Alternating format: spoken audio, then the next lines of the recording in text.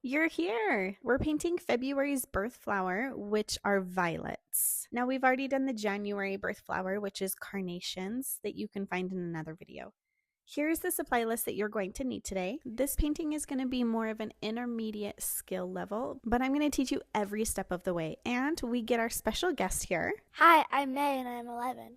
Okay, let's get started. Decide what color you want your petals to be and load your brush up and start painting the first flower on the left side of your page.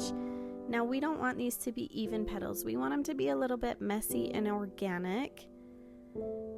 And just be mindful to do about 5 petals, so leave space for that. Some of them are going to be thinner, some of them are going to be shorter. Now, May's and mine are going to look very different, and that's how they're supposed to be. We need our own style and touch, so don't get frustrated if yours doesn't look exactly like ours. Feel free to pause along the way and practice or try again.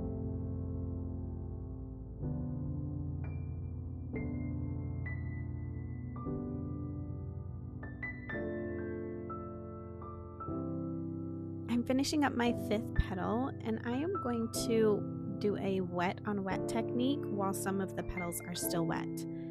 So right here, this petal is still wet, and I'm dropping more paint on top of it to get that wet on wet magic going on. Just a couple spots. It'll add interest. Okay, I like it. Now we're going to move on to the second flower. In this one, we are looking at the flower from the side angle. We're going to do the petals all going the same direction. If you want to watch this first before you try. Same thing as we did with the first flower, our petals are not going to match. They're going to be different thicknesses and lengths. They're going to be kind of funny looking, but once we put it all together, I promise it'll look good.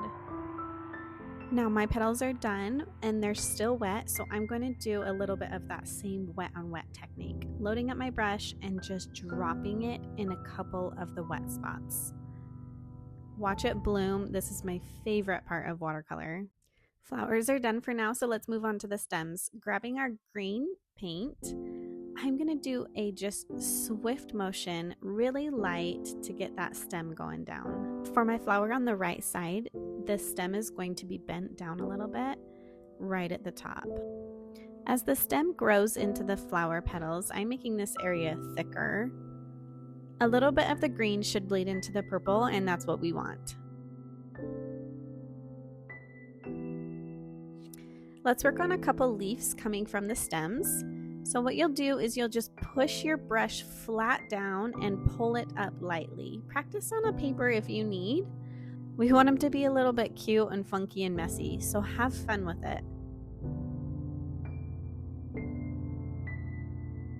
After you're done with the leaves, go ahead and let this layer dry. You can use a blow dryer like I am, or you can step away and come back once everything is dry.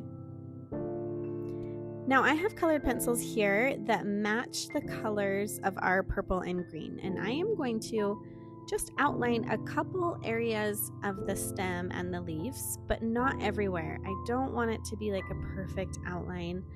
I'm going to do lines in the middle of the leaves to show the veins. And this just gives it more depth and makes it more interesting to look at. Once you're done with the green, go ahead and grab your colored pencil that matches your petal color. Ours is this deep violet. And I am going to outline again some places, but I'm also going to do these lines going through the petals. It doesn't need to be perfect. Some of them are going to be off-centered. Some of them are going to be on top of each other. Just doing the detail work here. And once you're done with this, you're done. You're done with the February birth flower. And don't forget that nobody would know who this was painted by if we did not sign our names. You can sign it any way you want, your first, last, just your initials, and anywhere on the painting. Thanks for joining us. Bye.